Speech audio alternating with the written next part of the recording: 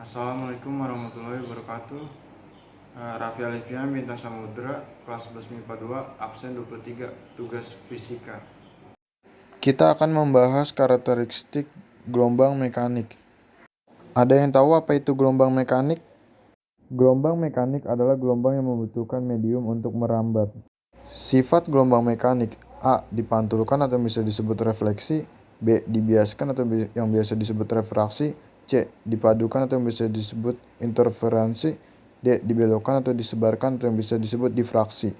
Contoh gelombang mekanik dalam sehari-hari kita dapat merasakan dan melihat gelombang mekanik beberapa diantaranya: A. Gelombang air. B. Gelombang bunyi. C. Gelombang tali. D. Gelombang pada selingki atau yang bisa disebut pegas.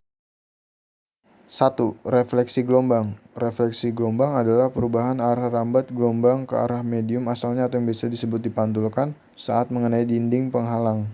Alat dan bahannya ada kotak makan yang berisi air dan gelas yang berisi air dan sedotan.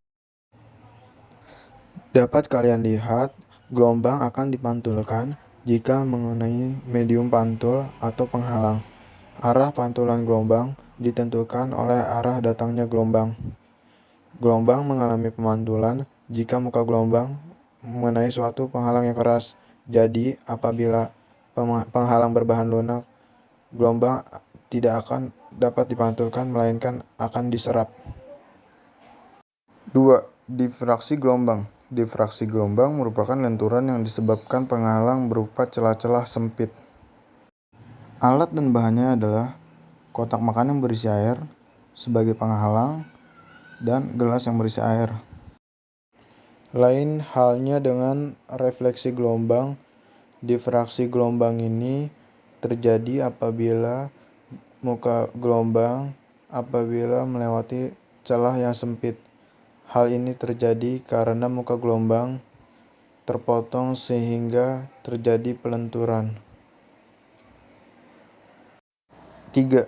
Interferensi gelombang. Interferensi gelombang adalah perpaduan gelombang ketika dua atau lebih gelombang tiba di tempat yang sama pada saat bersamaan. Gelombang yang tidak sefase tidak akan menghasilkan perpaduan karena muka gelombang tidak saling bertemu pada fase yang sama. Yang keempat, refraksi gelombang.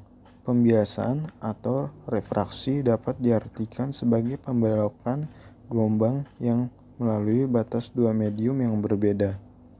Pada pembiasan ini akan terjadi perubahan cepat rambat, panjang gelombang dan arah sedangkan frekuensinya tetap. Alat dan bahannya itu berupa ada gelas berisi air dan gelas kosong dan lalu sendok.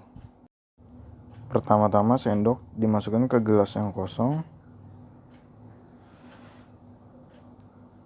Lalu, tuangkan air secukupnya untuk melihat pembiasannya.